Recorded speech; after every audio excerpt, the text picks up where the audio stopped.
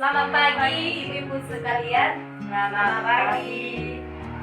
Perkenalkan, nama saya Nurhayati Simanjuntak. Saya mahasiswa Prodi D3 Kebidanan Tarutung Poltekkes Kemenkes Medan. Pada saat ini kami ingin memenuhi tugas dari mata kuliah komunitas pidana. Saya mahasiswa tingkat 2 dengan semester 4 dan teman saya. Perkenalkan, nama saya Grace Toman. Saya dari mahasiswa dan di sini kami akan melakukan penjualan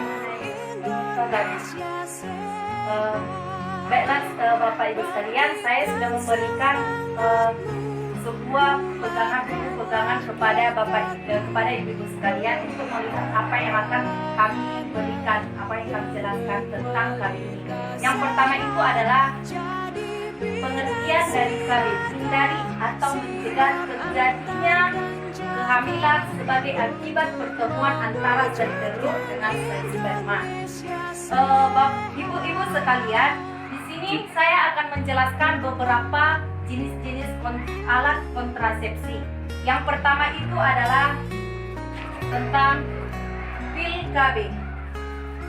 Di sini di buku yang saya berikan kepada Bapak Ibu bisa melihat halaman 18 ada jenis-jenis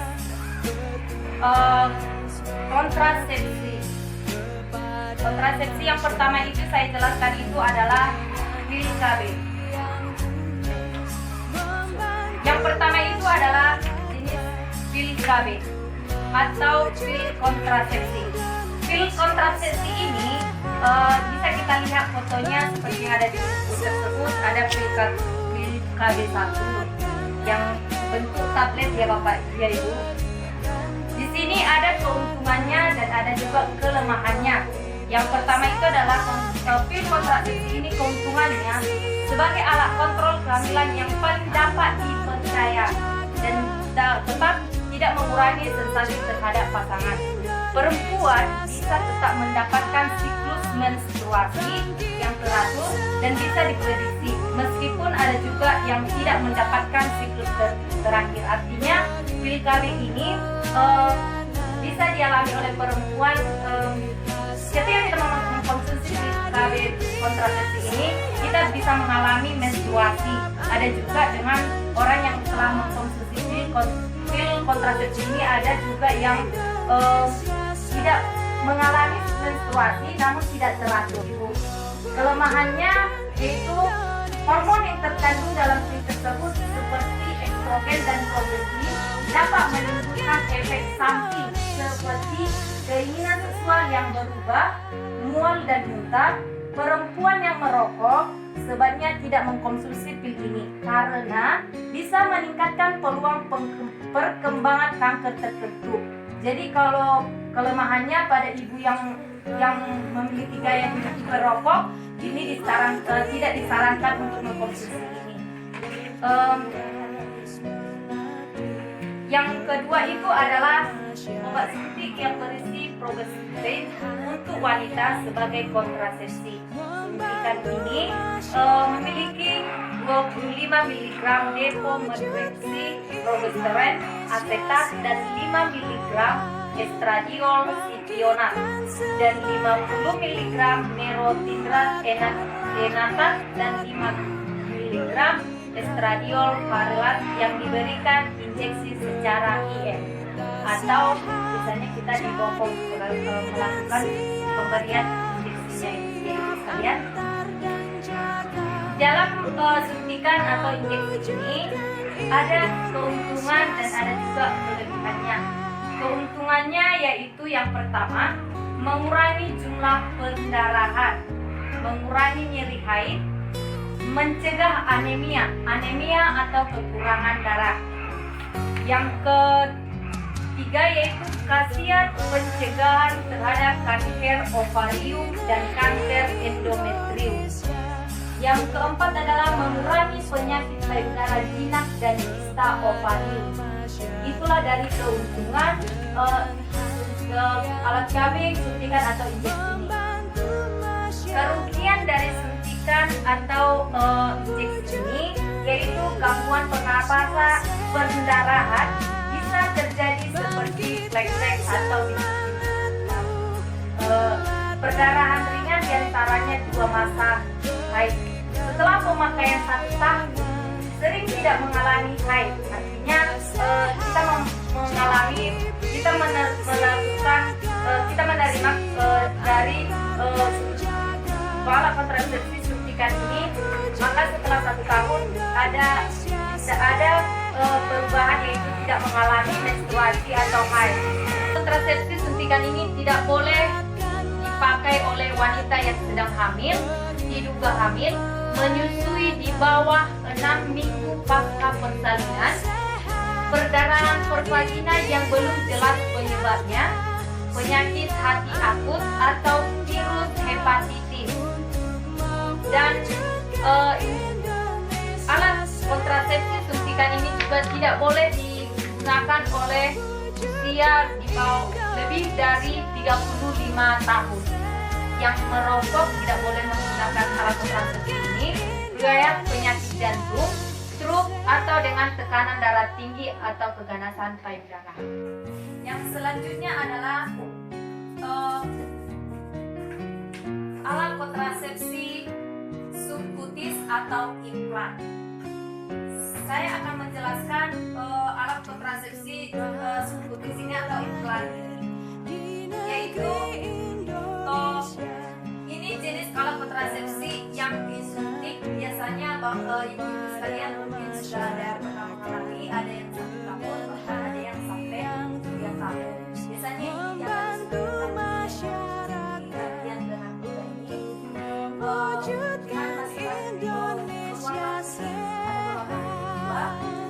Bangkitkan semangatmu, bulatkan seperti ini cara pemasangannya. Ada bapak, ada ibu sekalian. Dan ini cara kerjanya lebih sempit menjadi kental, proses pembentukan endometrium sehingga sulit terjadi mengurangi transportasi sperma, menekan ovulasi. Tingkat keberhasilan dalam alat kontrasepsi implan ini sangat efektif, 0,2 sampai 1 kehamilan per 100 perempuan. Artinya dari 0 cuma yang berhasil memakai alat kontrasepsi implan ini dengan efektivitasnya ada 0,2 sampai 1 kehamilan dari per 100 perempuan. Keuntungan dari alat kontrasepsi implan ini yaitu yang pertama itu bila diinginkan sesuai dapat diangkat setiap waktu. Segera setelah sesuai diangkat, wanita dapat hamil. Artinya bisa jadi juga tidak, tapi ada jangka waktunya. Dan perubahan pola haid masih ada dalam batas normal. Yang ketiga, perdarahan ringan di antara masa haid. Baru ada juga flek-flek atau tidak haid. Kerugian dari kontrasepsi implan ini ada flek-flek atau tidak dapat haid. Juga timbul rasa sakit kepala ringan. Dan ini alat kontrasepsi implan ini sangat sesuai atau bisa digunakan oleh ibu sekalian pada masa menyusui, dipasang setelah 6 minggu sehabis melahirkan. Setelah persalinan 6 minggu kemudian, pemasangan alat kontrasepsi implan ini dapat dilakukan. Dari sini ada juga keuntungan yang terjadi dari kontrasepsi implan, yaitu gangguan siklus haid, bercak perdarahan banyak di luar haid, kadang ada perubahan berat badan, ada juga rasa sakit kepala, ada pembengkakan dan nyeri. Ibu harus segera melakukan jika ada perubahan atau rasa keluhan yang dirasakan oleh ibu setelah melakukan pemasangan alat kontrasepsi implan ini. Di sini yang tidak boleh memakai alat kontrasepsi ini yaitu ibu hamil pendarahan pervaginal yang tidak diketahui penyebabnya, yang mengalami penyakit tumor atau neoplasma ginekologi atau penyakit jantung, kelar, hipertensi, diabetes. Selanjutnya adalah alat kontrasepsi intrauterine device atau IUD. Alat ini biasanya disebut dengan alat kontrasepsi AKDR atau alat kontrasepsi dalam rahim. Ini merupakan alat yang dibuat dari plastik halus berukuran kecil, plastik yang dililit tembaga atau tembaga bercampur perak yang berisi hormon. Waktu penggunaannya alat kontrasepsi AKDR ini, ibu sekalian, bisa mencapai 10 tahun. Bentuknya bentuk T, seperti yang ada di buku Bapak Ibu sekalian. Ini kita lihat gambarnya, dia berbentuk T. Dia dimasukkan dalam rahim. Ini Bapak Ibu sekalian. Ukurannya kecil dan dia dililiti oleh tembaga. Oke, ibu-ibu sekalian, jenis AKDR ini perangkat terbuat dari plastik dan fleksi, artinya dia mengikuti fleksi itu kalau bahasa Bataknya ibu sekalian semangoloi, artinya fleksibel. Jadi ini AKDR ini sangat beredar di Indonesia. Cara kerjanya ini menghambat kemampuan sperma, artinya dia sudah dimasukkan tadi ke dalam vagina, maka alat AKDR ini akan menghambat masuknya sperma tersebut. Untuk masuk ke dalam tuba fallopi, sperma itu menghambat AKDR ini menghambat masuknya sperma ke dalam tuba fallopi. Ada jalan dua sebelah kanan dan sebelah kiri ini, ibu sekalian. Maka fungsinya itu menghambat sperma untuk masuk ke tuba fallopi. Ini namanya tuba fallopi. Ini dapat mencegah implementasi telur dalam uterus, dan tingkat keberhasilan dari alat kontrasepsi AKDR ini 0,6 sampai 0,8% kehamilan per 100 perempuan dalam 1 tahun pertama.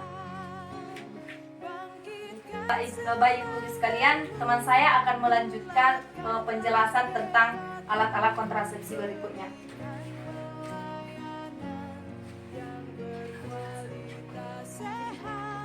Baiklah ibu-ibu sekalian, saya akan melanjutkan penjelasan dari teman saya tadi, yaitu saya akan melanjutkan penjelasan mengenai sterilisasi. Sterilisasi terbagi atas kontrasepsi mantap wanita atau tubektomi, yang dimana ini adalah kontrasepsi mantap atau tubektomi adalah salah satu kontrasepsi dengan tindakan pembedaan sukarela untuk menghentikan fertilisasi atau kesuburan seseorang perempuan secara permanen. Secara umum, ada 3 yang harus dipenuhi oleh setiap calon peserta kontrasepsi. Antara lain, pertama, sukarela, yaitu calon peserta kontrasepsi mantap harus sukarela menerima pelayanan kontrasepsi mantap. Artinya, peserta tersebut tidak boleh dipaksa atau ditekan. Yang selanjutnya, kedua yaitu bahagia, yaitu setiap calon peserta kontrasepsi mantap harus memenuhi syarat kebahagiaan. Artinya, calon peserta tersebut tertarik dalam perkawinan yang sah dan mandiri. Dan yang ketiga, setiap peserta calon kontrasepsi mantap harus memenuhi syarat kesehatan. Artinya, tidak ditemukan kontraindikasi kesehatan untuk tindakan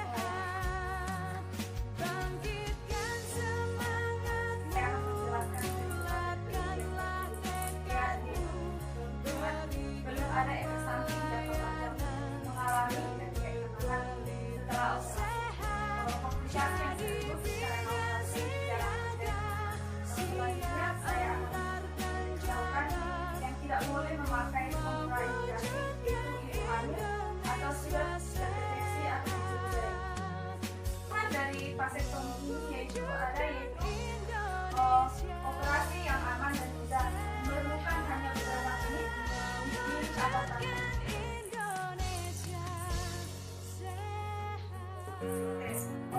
Vasektomi ini dapat kita gambarnya bisa dapat kita lihat seperti yang dibutuhkan oleh seperti ini gambarnya. Kemudian selanjutnya saya akan menjelaskan mengenai metode Herman, yang dimana metode Sigmund Herman ini adalah cara perempuan melacak masa studi mereka dengan mengamati perubahan lendir atau septik atau tubuh atau sedikit meningkat dan konsistensi septik atau penurunan. Biasanya saat perempuan dalam memasuki masa subur, biasanya cairan yang keluar dari badannya akan keluar ini jadi enak. Dan selanjutnya saya akan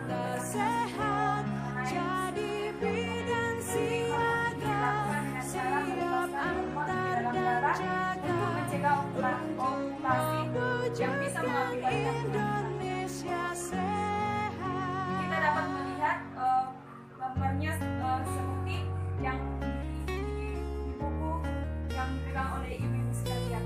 Seperti ini gambarnya, contohnya ibu sekalian. Ada juga kekurangan dari kekurangan adalah bisa menyebabkan iritasi ruang kulit atau rasa tidak nyaman dan biasanya bisa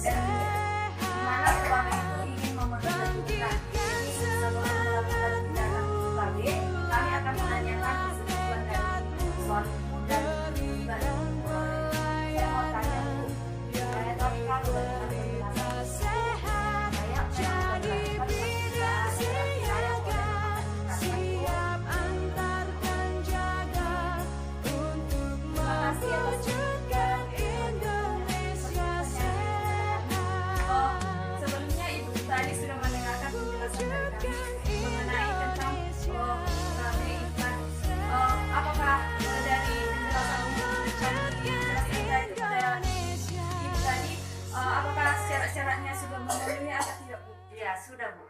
Berarti ibu sudah bisa memakai KW atau alat kontrasepsi dengan Bu Bidan, saya bertanya, selama ini saya bersuntik apakah sudah bisa saya sekali 3 bulan bersuntik KW-nya? Alat kontrasepsi suntikan ini ada 1 bulan dan 1 bulan dan ada 1 kali 3 bulan. Jadi kalau sudah waktunya udah habis waktunya kontrasepsi yang 1 bulan, bisa dilanjut dengan alat kontrasepsi yang 1 kali untuk 3 bulan.